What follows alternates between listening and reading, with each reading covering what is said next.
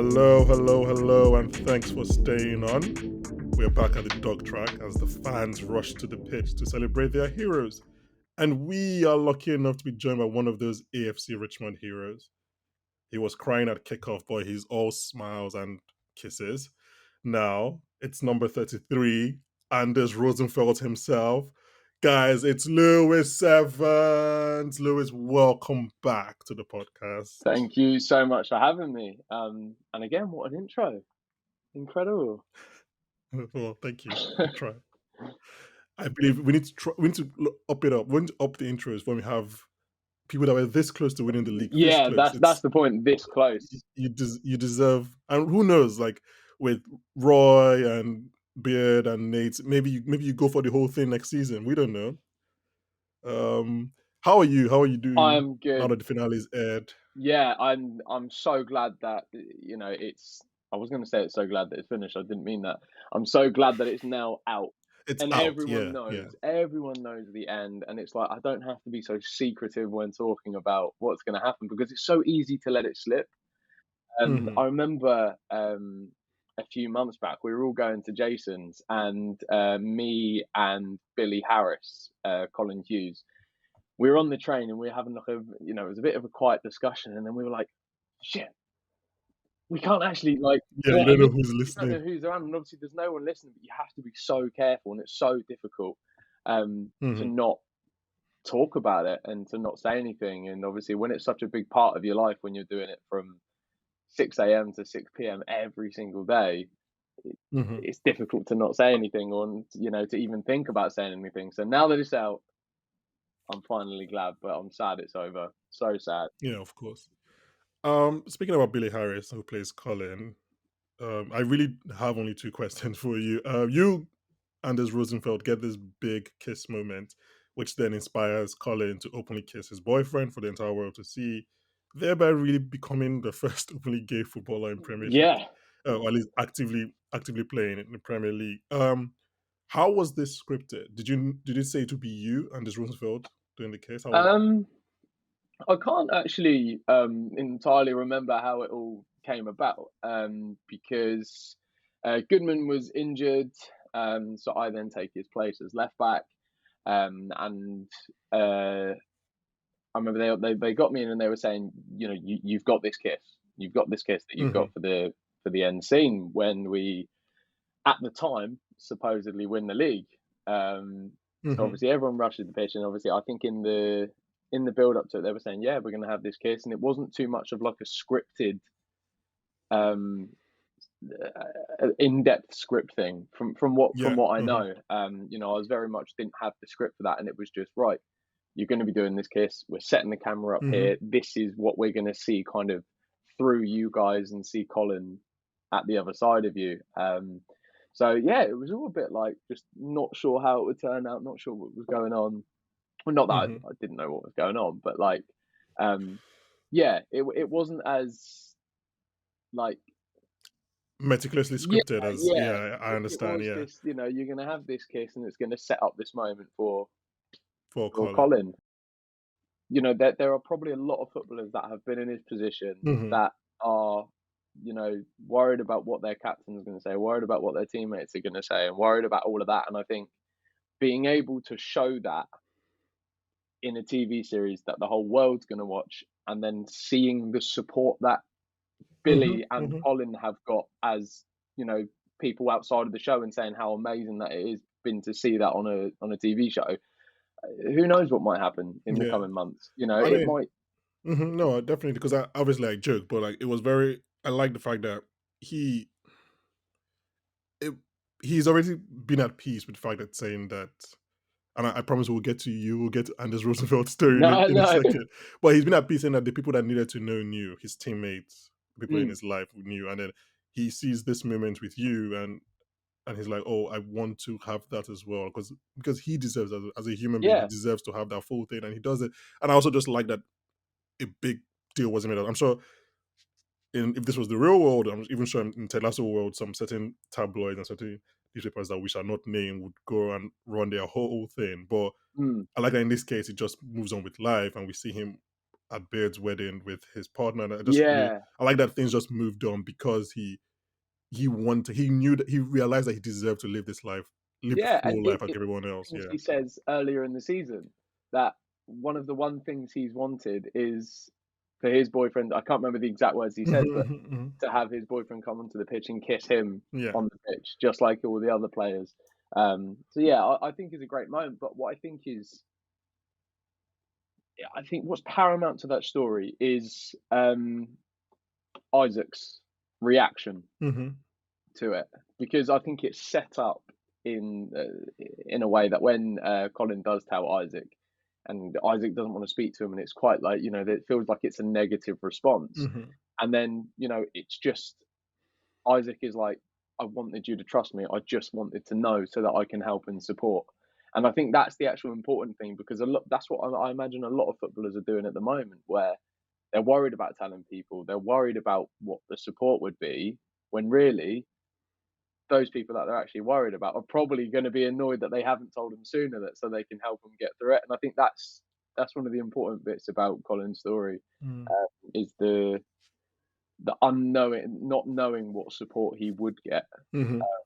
And yeah, I think it's a great ending for his story, and I think it was great to be a part of it. Yeah.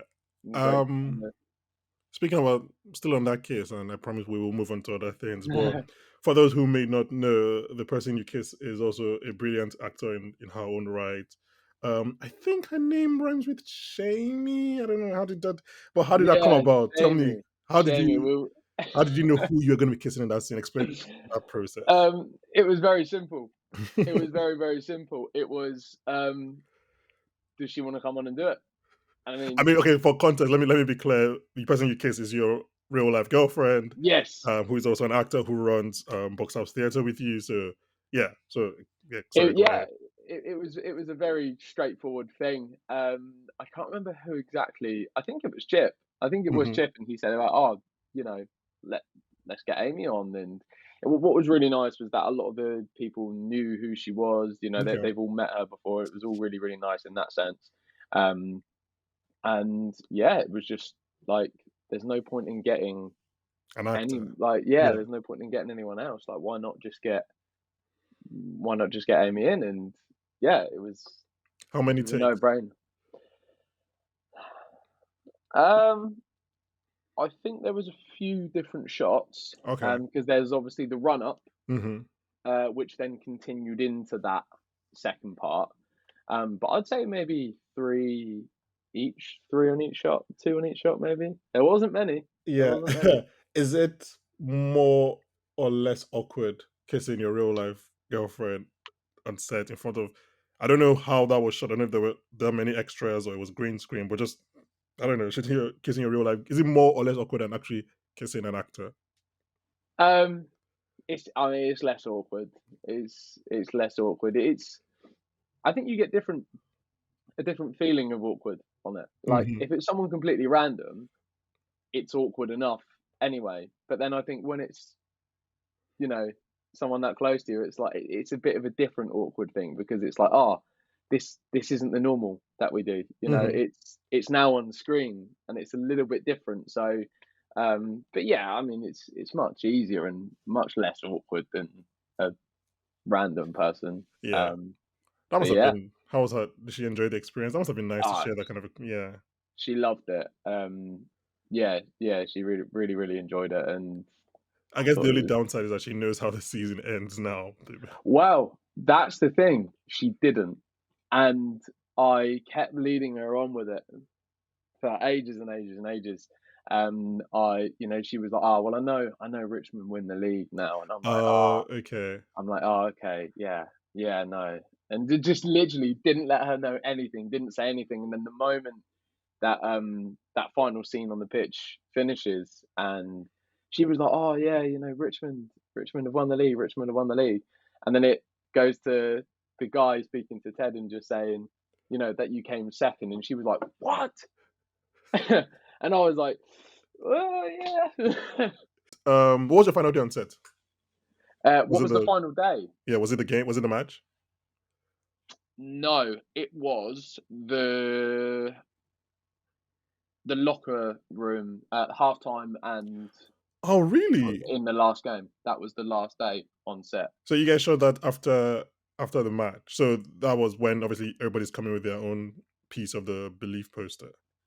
Um, I think because we don't those scenes. There was quite a few of them, and I think it was all towards the last day. Mm. But I remember on the last day, absolutely was when Ted gives his whole speech at halftime. Halftime. That was Okay.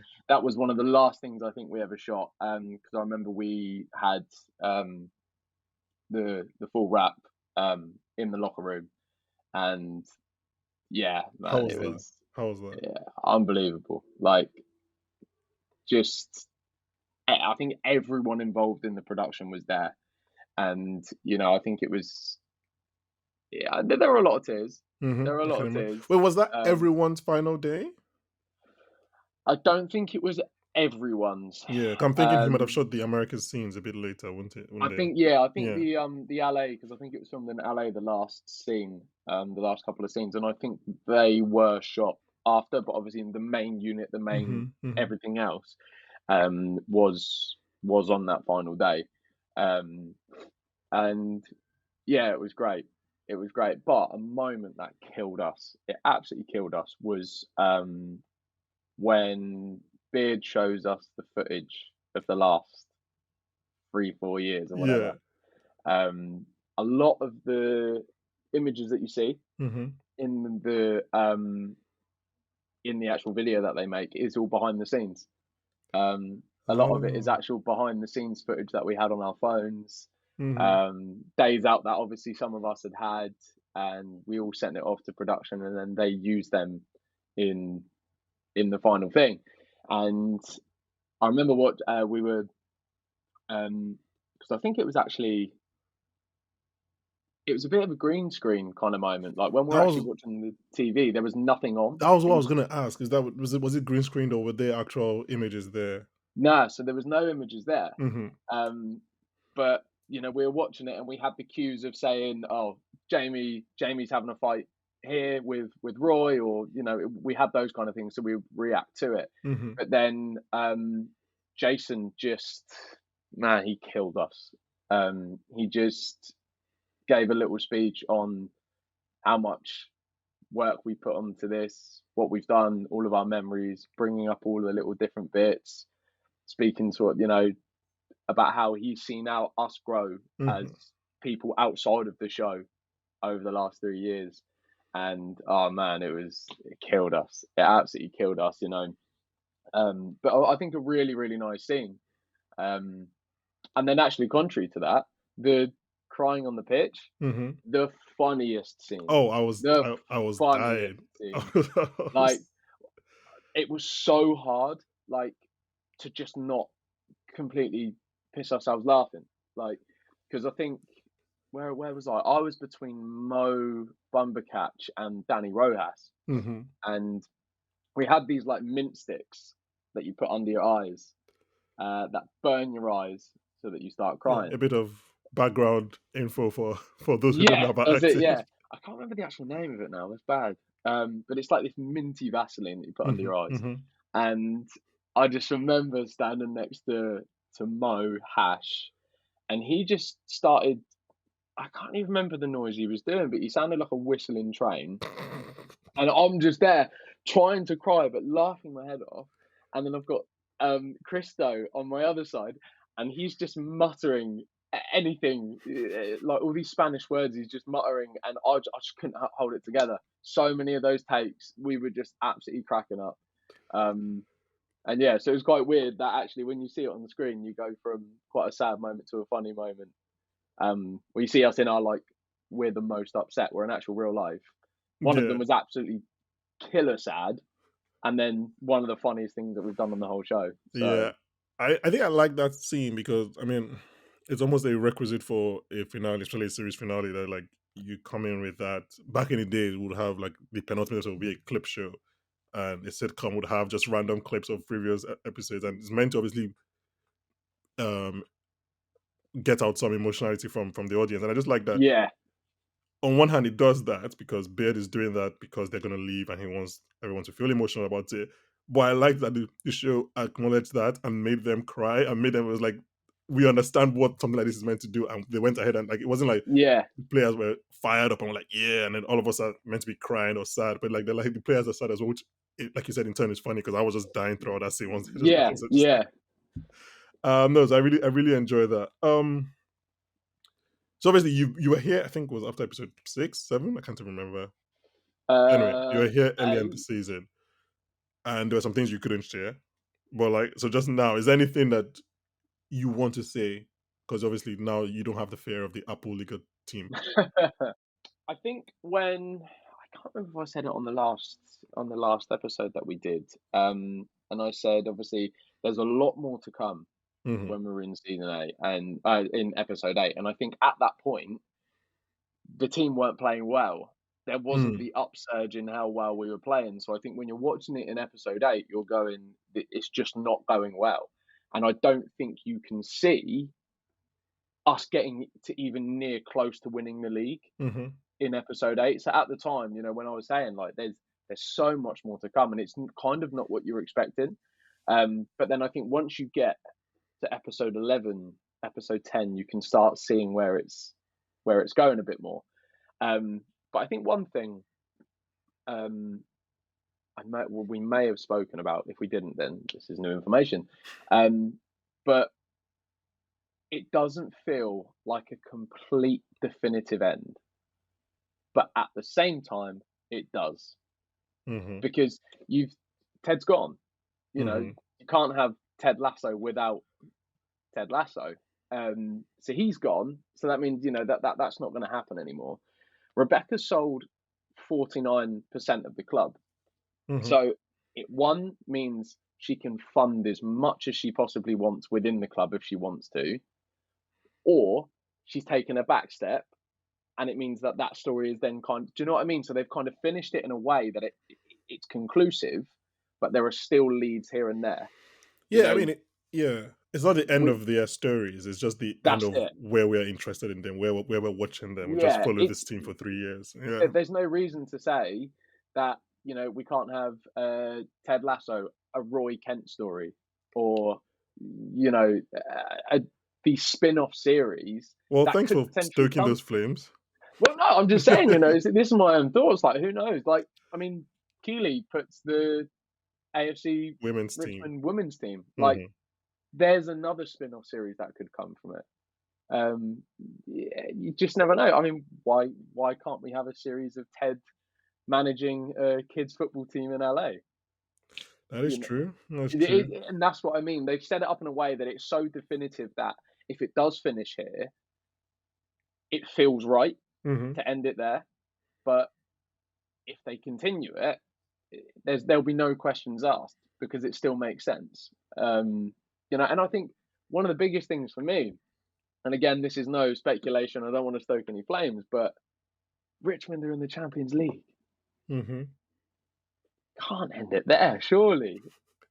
We I we were this close to winning the league, and we're I now don't in the think Champions League. I don't have high hopes for Richmond's Champions League hopes because for as for people who don't know, so Champions League groups are divided according to coefficients, and the winners all going to the first pot. Basically, Richmond, a team who has never been in Europe, is probably going to be in the fourth pot. So Richmond could have a group of maybe like Real Madrid, or actually they could have a group of like PSG, Barcelona. No, doesn't it come down to because we came second? Because we come second, we then No, so all the teams that win their leagues are in the first pot. yes, Then every other pot is dependent on your yeah. European coefficients, and that's like how well you've done in Europe in I previous mean, I mean seasons. the motto of the show, believe. What? Like, That's why 100% can't like? true. That's hundred I percent mean, true. The what's going to be like a dramatic effect? You're watching on TV, AFC Richmond, they're facing off against Real Madrid. they beat AFC Man City. Richmond wins. They It's beat unreal. they beat Man City at the Etihad. Why can't they beat Real Madrid at the Bernabeu? Exactly, Yeah, you're right. exactly. Believe, And believe. Pep is better than Carlo Ancelotti. So Those are those are Let's those are fighting words that you've just thrown down. Wow, get you us in just the Champions you League. just said it. And I But mean, I at the mean, same time, it means we get to go on holiday. true, We get to go on true. these You go to European Spain. dates. So You have a whole season of just going to places. yeah, Spain next week. forget the league. We don't want that. We want Champions League. Um, I mean, obviously, just speaking as someone who watches TV, I'll be very surprised if there's no form of like continuation for the Ted Lasso story. I mean, obviously, like it makes. I mean, I think from jump, Jason has always said that he had a 3 season plan for this, and I kind of you kind of understand it. I've always felt kind of always felt bad for him in particular. Like, I'm just like, especially everyone that like is American and is shooting here because I'm like, you're obviously leaving your family for 8 months Yeah, at a time. I was like, it makes sense. He has 2 young kids. Like, it makes sense that he can't do this forever. So it was so there been a point when I'm watching this and I'm like, this is so. I feel like this is so closely mirroring just Jason's story because obviously he has a young child at home and he's Jason yeah, has two, and he's like, I can't keep on shooting a show for 8 months or 12 months in the UK where my family's in America. yeah. So yeah, that It makes, and I also think, I've always said this about TV shows and theatre, everything I've ever watched, and I think is the perfect length for film, TV, whatever. The moment an audience member says, "I could have done with a little bit more," or mm. like, "I want more." Does that then become the perfect length? Because if they don't want more, I feel like you've overdone it. Well, you want them you want to keep them wanting, but you also want to Yeah, feel like a satisfying and point of it's at that conclusion. point where it's like, oh, do we just finish it here? And we've got the perfect time length where people are wanting more because there's this Champions League, there's this nearly winning the league, there's all of these other things. Is it then the perfect length for it because the story is so conclusive, but audience still want more? Um, maybe that is where the perfect length of a series fits when you Yeah. want more, but you can't get it. And I like to have our listeners wanting more as well. So I think that might actually be the perfect length for this discussion. Do you have any final thoughts on Ted Lasso that you want to just share? Like what you would I mean, you've already discussed like what this show and the Hmm. people meant to you and I guess what you would miss. But like I don't know, any final thoughts on the show, shooting the show for the last 4 years, 3 years? Yeah, I obviously I could wax lyrical about how much it means to me and how much I think it's I just love everything about it. Mm-hmm. But it was something I realized when I was watching the last episode, and I think Jason and as Ted isn't just so much a character. Mm-hmm. I think it's a pointer of or like an inspiration of how to like just be a better human being. Mm. Like I think the way that he's like forgiving Nate and the whole story with Nate, which I don't think is touched on enough, in that it's all about second chances. And even when you don't have the ability to give someone a second chance, or you don't feel like you can, and just the way he reacts with Nate and takes it upon himself to blame himself about the believe sign. Like I just think Jason himself and Ted as characters, just yeah, it's what they mean. It's what they mean as characters and what they're meant to. How do you want to put it? Um, they're just they're there to show us Mm. a different way of being. Um, and yeah, I love it. Oh, I love every single minute of it, and I'm a fan. I'm a fan of the show. mhm, And I know that sounds a little bit biased, but I've loved every minute of it. I miss doing it. mhm, I don't miss the 6 a.m. at -3 degrees in this shirt mhm. on a football field pretending it's the summer. I don't miss those bits. But I've loved every single minute of it, and yeah, I'd, I'd love to do it again. I'd That's love to be back. that's great. Yeah, I mean, I feel like that's a great place to end it. I am personally very happy that you've had this experience, and obviously that and all the hopefully rewarding opportunities that it afford you going forward. Thank you very much for coming on this podcast twice to talk about the show. Anytime, I always obviously, happy to. I wish you all the best with all of this. And yeah, I mean, thank you to our listeners for listening to these two discussions with Lewis and with Mr. Adam Chip Hamilton. Thank you to him for coming on as well. And yeah, I don't know. Check out our Ted Lasso coverage across the season, and I guess check out all the other stuff we've done. And join us next week when I will be joined by Oscar winner Daniel Kaluuya. Bye, guys.